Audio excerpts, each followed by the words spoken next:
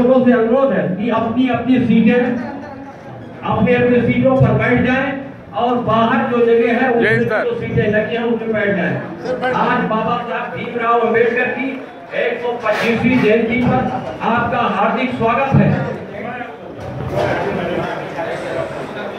बाबा साहब भीमराव अम्बेडकर की 125वीं जयंती पर आपके बीच में मुख्य अतिथि माननीय मोहम्मद हुसैन खान, अध्यक्ष माननीय राज्य अल्पसंख्यक आयोग के अध्यक्ष माननीय मोहम्मद हुसैन खान और हमारे क्षेत्र के डीसीपी माननीय सचिन पाटिल साहब उपायुक्त भी तशरीफ लाए हैं और हमारे गांव के बलिराम पाटिल साहब भी आज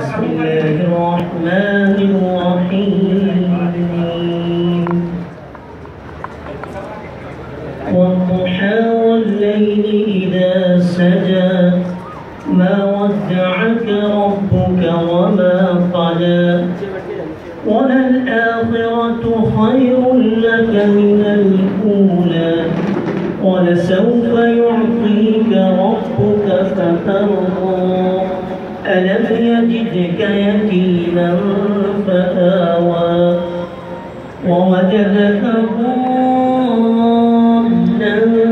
فهدى ووجدك عائلا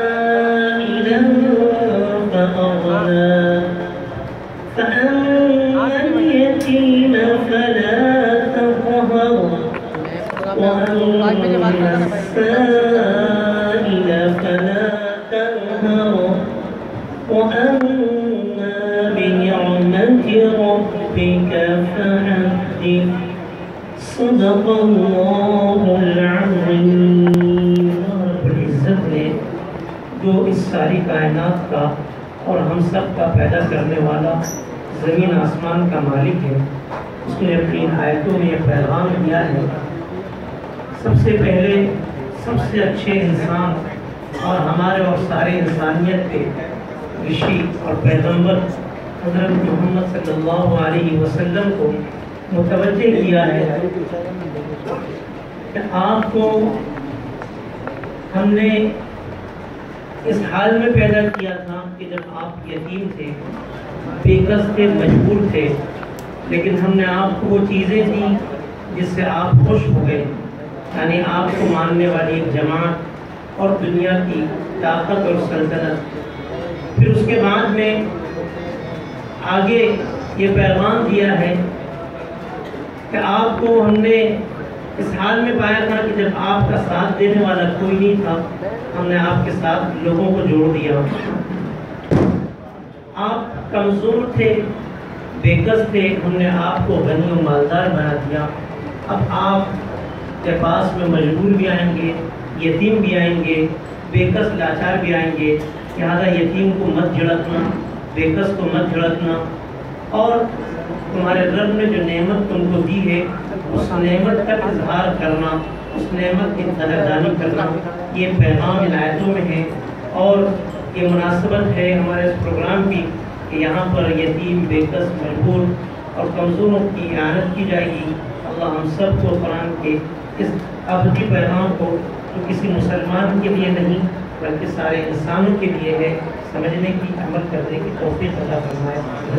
उसके बाद सभी सम्मान महाराष्ट्र राज्य अल्पसंख्यक आयोग के अध्यक्ष माननीय मोहम्मद हुसैन साहब के खान साहब के जो है हाथों सबका सम्मानित किया जाएगा। लेकिन अध्यक्ष के नाते पहला अध्यक्ष गांव की तरफ से, भंडारी गांव की तरफ से ये स्वागत हो रहा है।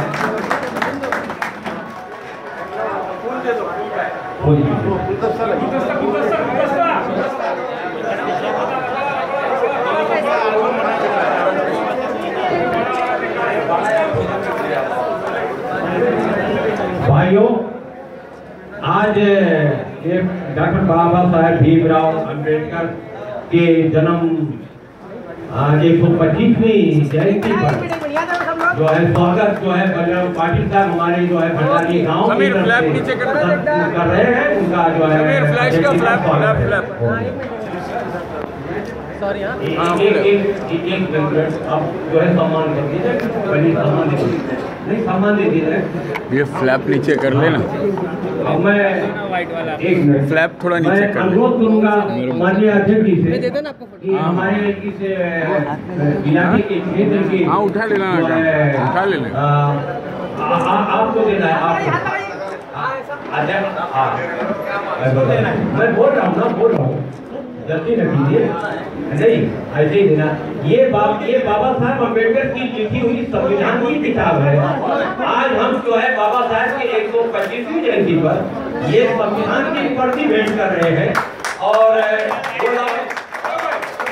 पहला सम्मान जो है माननीय अध्यक्ष जी की तरफ से वो भी ले लो। मोमेंटो मोमेंटो यार, सचिन पाटिल साहब के नाम पर मोमेंटो लिखा हुआ रखा है। हम ये खास बात है, फूलों के हार के साथ बाबा साहेब का संविधान, भारत का संविधान, जनता का संविधान हम जो है भेंट कर रहे हैं। एक नई रवायत संविधान पर अपनी आस्था व्यक्त करते हुए ये जो है सचिन पाटिल साहब का नाम लिखा है। हाँ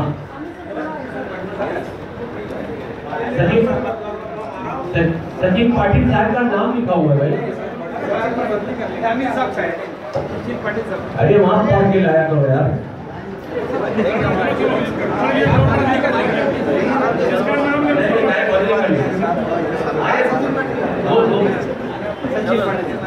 सचिन पाटिल साहब को ये स्मृति चिन्ह जो है फाउंडेशन की तरफ से फाउंडेशन की तरफ से बाबा साहब अम्बेडकर सम्मान दिया जा रहा है।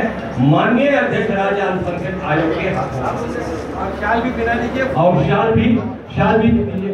हाँ शाल सभी भाई को सभी भाई साथ दीजिए।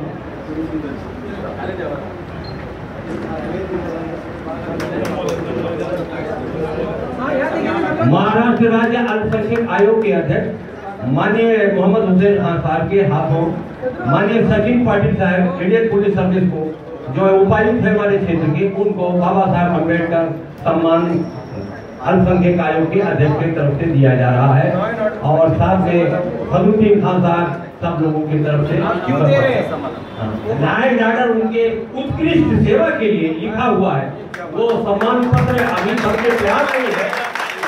उनसे अनुरोध करते हैं कि भारतीय संविधान आपके हाथ में है, उसके हिसाब से जनता की सेवा करते हुए आपको ये जो है वो सेवाओं को देखते हुए आपको कोई सम्मान दिया जाएगा। आगे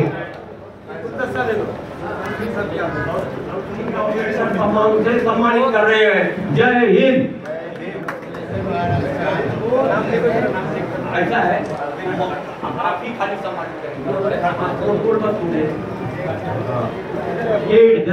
हमारे जो है डायघर पुलिस स्टेशन के वरिष्ठ पुलिस निरीक्षक केडी काटकर साहब को महाराष्ट्र राज्य अल्पसंख्यक आयोग के अध्यक्ष माननीय मोहम्मद हुसैन खान साहब भारत का संविधान और जो है स्मृति चिन्ह और सह्याद्री फाउंडेशन के तरफ से भारत रत्न बाबा साहेब भीमराव अम्बेडकर सम्मान से निवाज रहे हैं। माननीय अध्यक्ष राज्य अल्पसंख्यक आयोग, साथ में हमारे सचिन पाटिल साहब है मौजूद, वो बीच में है, सदुद्दीन खान मौजूद है, मौलाना सलाहुद्दीन साहब मौजूद है। आज इस गरिमामय उपस्थिति में इनके उत्कृष्ट काम को देखते हुए सम्मानित किया जा रहा है। आज के कार्यक्रम के मुख्य अतिथि महाराष्ट्र के चेयरमैन माननीय श्री मोहम्मद हुसैन खान साहब, मेरे सहकारी अधिकारी के काटकर नगर पुलिस स्टेशन पुलिस स्टेशन के आने साहब, मेरे भाइयों और बहनों, एक बात आपसे पूछनी थी। आप में से है कोई इसकी ये पांचों में एक जैसी हो? देखिए रूल नहीं है, कहीं ना कहीं मिल जाए इसकी पांचों में एक जैसी हो। अपनी 5 उंगलियां तो एक जैसी होती नहीं है। उसी तरह समाज में, घर में अगर 5 आदमी रहे तो एक जैसे चले, ऐसे तो कभी होता नहीं है। काफी बार मगर जब ये पांचों उंगलियां मिल जाए तो जो ताकत बनती है वो बड़ी बात होती है, चाहे समाज में रहे चाहे अपने घर में रहे। अपने घर में भी अगर दो भाई रहे और आपस में झगड़ा रहे तो घर में शांति नहीं होती। उसी तरह से अपने समाज में और अपने देश में अगर हम सब एक साथ रहे तो ये अपने समाज की प्रगति हो सकती है। मुझे अपने जब कॉलेज में था तब का किस्सा याद आता है कि मैंने दीवार पे 3 अक्षर लिखे थे, शिक्षण, संगठन और संकट, जो डॉक्टर बाबा साहेब अम्बेडकर के 3 मूल मंत्र थे। शिक्षण, इस बारे में अगर हम सोचे इन तीनों शब्दों के बारे में तो एक एक शब्द से अगर हम गहरे विचारों का मंथन करें तो पहली बात आती है शिक्षण की। आज का दौर जो है आधुनिक तंत्रज्ञान जिसे हमें कहते हैं, उसमें शिक्षण की बहुत अहमियत है। मेरे दादाजी पिताजी को एक बात कहते थे कि बेटा जिंदगी में 4 पैसे ना कमाओ तो भी चलेगा, जिंदगी में 4 पैसे ना कमाओ तो भी चलेगा, मगर बेटा जो है उसको अच्छी तरह पढ़ाओ। आज उनकी इसी शिक्षा के बदौलत हम यहाँ पे खड़े हो पाए। शिक्षा जन्म से ही शुरू होता है। जो बालक रहते हैं वो किसी भी बच्चे के प्रथम शिक्षक रहते हैं। उसी के साथ वो जिस स्कूल में जाता है वहाँ पे उसको जो फॉर्मल एजुकेशन मिलता है, उसी के साथ वो जिस सोसाइटी में रहता है, जिस देश में रहता है, वहाँ पे आजू बाजू का हालचाल देख के उसे जो शिक्षण मिलता है उसी के बदौलत वो आगे थाना डिवीजन के डीसीपी सचिन पाटिल जी और जनाब सरोजी साहब, इकबाल गाजी साहब, अटकर साहब, कायडे साहब, हकीम साहब, मौलाना का पहले नाम क्या नाम है? हाँ, मौलाना सलाउद्दीन साहब, अटकर साहब, जी साहब, हाजी अकील साहब है, हमारे सिकंदर साहब, इकबाल साहब, इलावर चौगले साहब, सभी आए हुए मेहमानान खुसूसी, आज एक ऐसे इंसान का, क्योंकि कभी कुदरत की तरफ से एक अजीब निज़ाम चलता है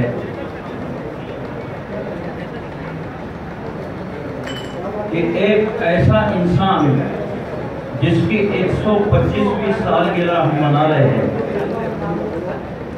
जन्मदिन मना रहे हैं, मुझे आज मेरे जिले के अंदर हमारे महाराष्ट्र के महसूल मंत्री एकनाथ राव जी खड़से और मुझे भी दावत थी कि हम सब जिले में हेलीकॉप्टर से पूरे जिले में जहाँ जहाँ बाबा साहेब अम्बेडकर का स्टैचू खड़ा है वहाँ फूलों के हार बरसाने वाले। वो काम तो उधर हो रहा होगा, मगर मैंने जनाब को वादा कर लिया था और मैं वहाँ से इधर आया सीधा। लोगों को भी हैरत हुई कि छुट्टी के मौके पर आप लोग उधर जा रहे हैं, आप इधर क्यों आ रहे हैं? मगर एक चीज कि हजारों साल नरगिस अपनी बेनूरी पे रोती है, बड़ी मुश्किल से होता है चमन में दीद और पैदा। आज हम एक ऐसी शख्सियत का जन्मदिन मना रहे हैं जिनके बारे में इतना ही कहूँगा, गालिब के उस शेर को दोहराते हुए कि उग रहा है दरो दीवार पर सब्जा गालिब, हम बियाबा में रहे हम घर में बाहर आएंगे। आज मैं कहता हूँ इस सदी में जितने त्याग, जितनी तपस्या, जितनी सेक्रीफाइस, जितना सब्र और जितना बर्दाश्त डॉक्टर बाबा साहेब भीमराव अंबेडकर ने बर्दाश्त किया, शायद ही कोई इसको बर्दाश्त कर सके। दुनिया में हमेशा ऐसा होता है कि कभी कभी मौसम बदल जाते हैं। आज धूप नजर आ रही है, कभी घटाटो अंधेरे भी छा जाते हैं, बिजलियां कड़कड़ाने लगती है, तूफानी हवाएं जोर करती है। अगर कोई बेवकूफ ये कहे कि सूरज का निकलना अब इम्पॉसिबल है, तो ये उसकी नादानी है। शाम का सूरज सवेरा लेके आएगा जरूर, अनगिनत जलते चिरागों को बुझा देने के बाद। आज इस मुल्क में कुछ ऐसे ही खटाटो बंधेरे छाए हुए थे, बिजलियां कड़क रही थी, तूफान उमड़ रहे थे। किस चीज के? तो छूतछात के, भेदभाव के, पिछड़े समाज के साथ में नफरतों के। एक ही तबका था जो इस मुल्क का चौधरी बनना चाह रहा था, और दुनिया के वो तबके जो पसमानदा कहला रहे थे, वो मजलूमी की जिंदगी गुजार रहे थे। मगर इतिहास गवाह है कि फिरौन की बर्बरियत को दबाने के लिए अल्लाह ने मूसा अलैहिस्सलाम को भेजा, रावण के गरुड़ को तोड़ने के लिए रामचंद्र जी आए। और इस हिंदुस्तान में जातिवाद, छूतछात और समाज के बीच में नफरतों के बीच के जो खटाटो अंधेरे थे, इसको मिटाने के लिए सुबह का सूरज नमूदार हुआ, और सूरज की किरणों के मुताबिक किसी इंसान ने, जिसने हिंदुस्तानी सियासत और समाज की सुधार की फिक्र लेकर इस दुनिया में आया, भीमराव रामजी अंबेडकर उर्फ आम में बाबा साहेब अंबेडकर 14 अप्रैल 1891 में एक गरीब खानदान में जन्म लिया है।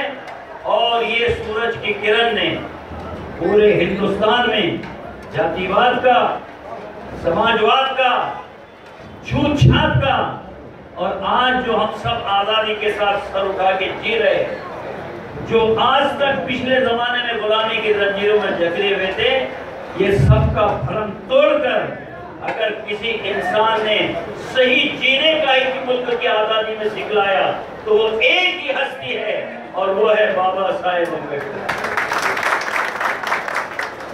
उनके साथ, उनके ताल्लुक से मैं ये कह सकता हूं कि एक बूंद अगर चाहे तो तूफान बन जाए,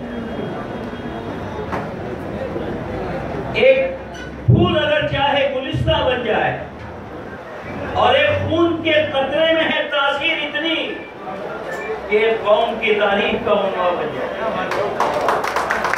और एक समाज के इतिहास को घड़ने का जो किरदार अदा किया है, कभी हम सोच नहीं सकते कि बचपन ही से गुर्बत, इन छूतछात के बीच में एक बच्चा पल रहा है, और उसको ये हालात देखना पड़ रहे हैं। बाप फौज में सूबेदार थे अंग्रेजों के जमाने में, उन्होंने सोचा बेटे की बहुत तमन्ना है कि मैं इसको पढ़ाऊं, मगर कोई स्कूल में एडमिशन देने के लिए तैयार, बहुत रिक्वेस्ट पर, गुजारिश पर ये कहा गया कि शर्त में हम इसको स्कूल में एडमिशन देते हैं, ये स्कूल के दरवाजे के बाहर बैठ के शिक्षा हासिल करे। जिसने दरवाजे पर बैठकर एजुकेशन को परवान चढ़ाया, आज समाज को आदमी ने इस तरह खड़ा करके गया कि आज समाज के लोग कुर्सी पे बैठते हैं, और जो दरवाजे पे बैठाने वाले थे वो इनका गिलास का पानी उठाते हैं। ये कब होता है?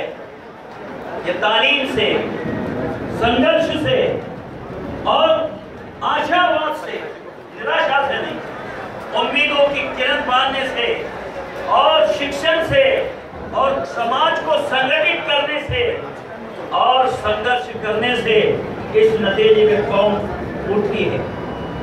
आपको बड़ी फिक्र रही थी। मैं आप क्या बताऊं, जब मेरे को यहाँ दावत दी गई तो सबसे पहले मैंने बाबा साहेब अम्बेडकर के चरित्र पर स्टडी की।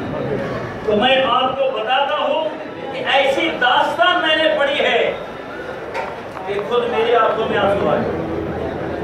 यहाँ जिस आदमी के लिए पूरे हिंदुस्तान में चहल पहल हो रही है, वो आदमी हिम्मत और इस्तिकलाल का पहाड़ था, सब्र और तहम्मुल का पहाड़ था, और जिसने ऐसे हालात में फूलों के अंदर चलना तो बहुत आसान है, खुशगवार हवाओं में जीना तो बहुत आसान है। अरे मर्दे मुजाहिद तो वो है जो आपके दरिया को पार करे, कांटों पर चल के जिंदगी को संवारने वाला बने और खुद की जिंदगी को नहीं, पूरे समाज की रचना की है और पूरी दुनिया के एक आइडियल और नमूना बना है। और इतना ही नहीं कि एक मुल्क हिंदुस्तान, बल्कि पूरी दुनिया की फलाह बहबूदी को सोचने वाला अगर कोई एक हमारे यहाँ पर इंसान पैदा हुआ तो वो बाबा साहेब अम्बेडकर। यहाँ का तो हाल सोचिए, मैट्रिक के निचले समाज का आदमी मैट्रिक पास कर लिया, बहुत बड़ी बात है। आगे के एजुकेशन के लिए क्या तो कॉलेज में भी हालत, मगर आपने ग्रेजुएशन किया, बम्बई आकर कई सफर हुए, वो मऊ से, इंदौर से, महाराष्ट्र में आकर मुंतकिल हुए, बॉम्बे में एजुकेशन पूरा किया, मगर बड़ौदा के महाराज जो थे वो बड़े दिलदार थे, उन्होंने 25 रुपए स्कॉलर दी, आपने उसको जमा किया और वो जो है अमेरिका में तालीम हासिल करने के लिए अमेरिका से एजुकेशन को पूरा किया।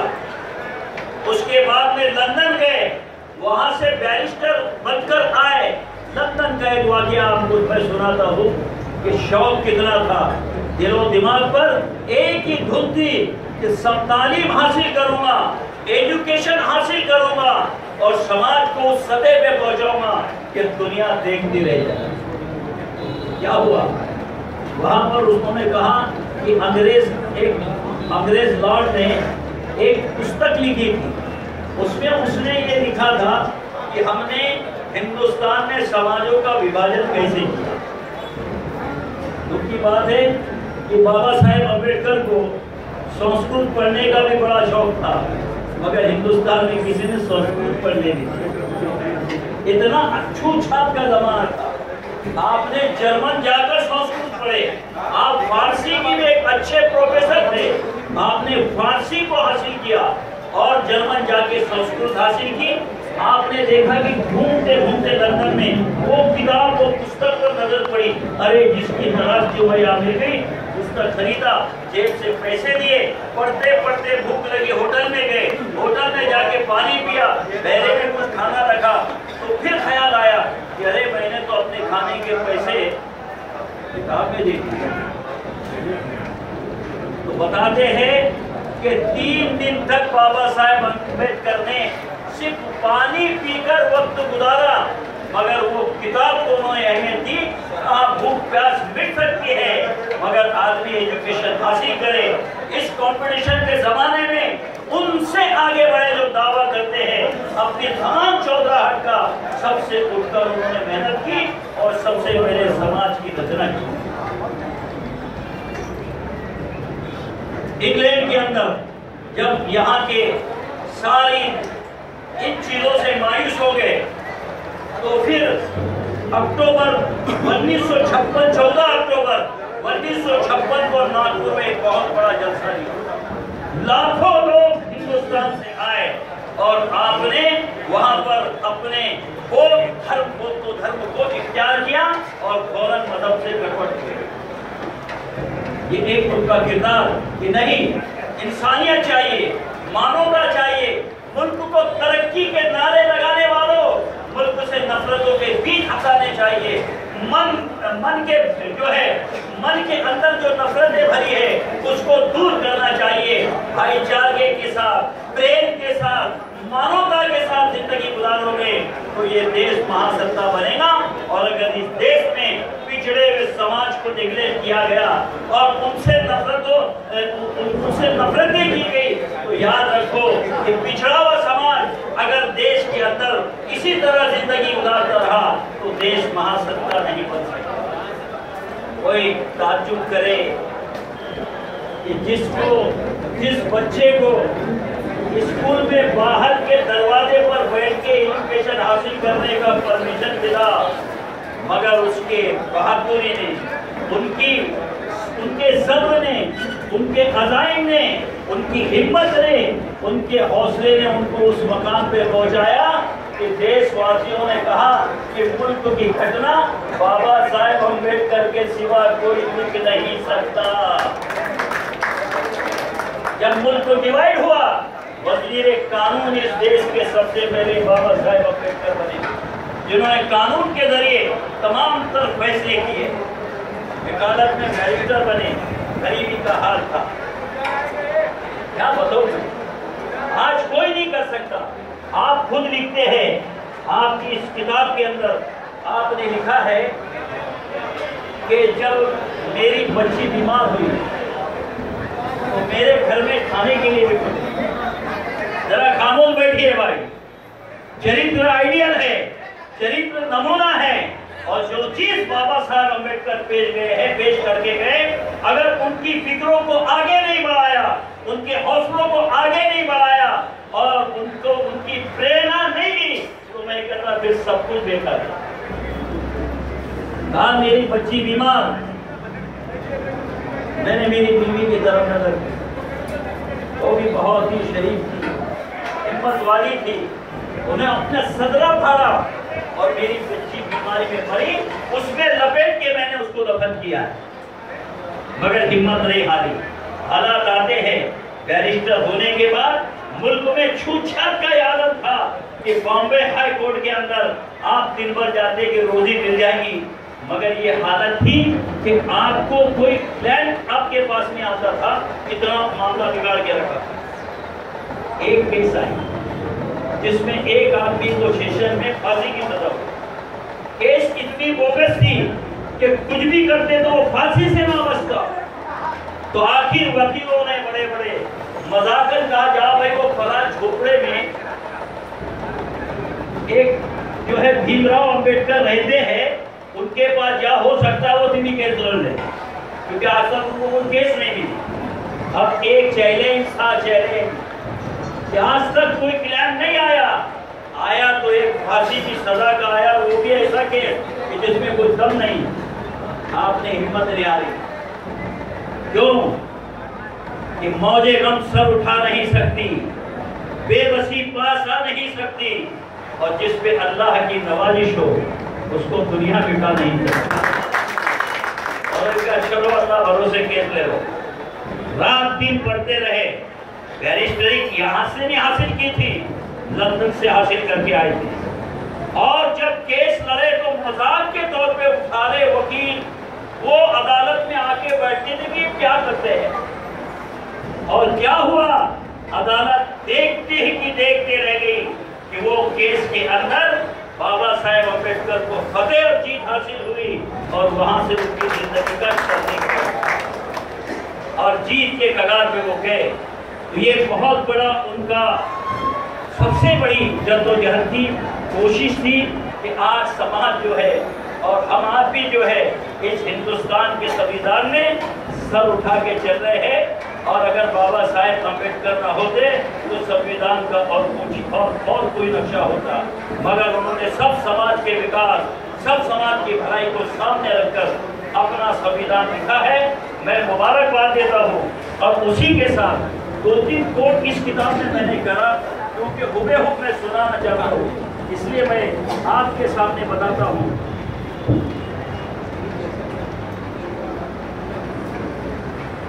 उन्होंने कहा है 14 अप्रैल 1947 में आपने अपने जन्मदिन के अवसर पर कहा अपने सारे आशिकों को, संबोधित होते हुए कहा कि नेता यदि योग्य हो तो उसकी प्रति आदर प्रकट करना उचित, किंतु मनुष्य को ईश्वर के समान मानना विनाश का मार्ग है।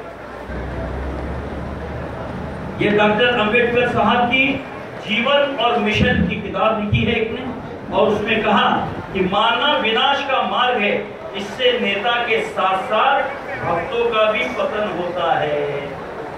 मेरा मानना है कि मेरे अनुयायी मेरी जय जयकार करने की बजाय मेरे अधूरे कार्य को पूरा करने में अपनी जान की बाजी लगाते। हम ये कहते हैं कि बाबा साहेब अम्बेडकर हम सबके हैं, क्योंकि चांद तारों की चमक सबकी है, सात रंगों की धनक बोलो सबकी है, और रात रानी किसी आंगन की सही, रात रानी की महक सबकी है। आगे मैं बताकर अपनी बात को विराम देता हूँ। उन्होंने बड़ी अच्छी बात कही है,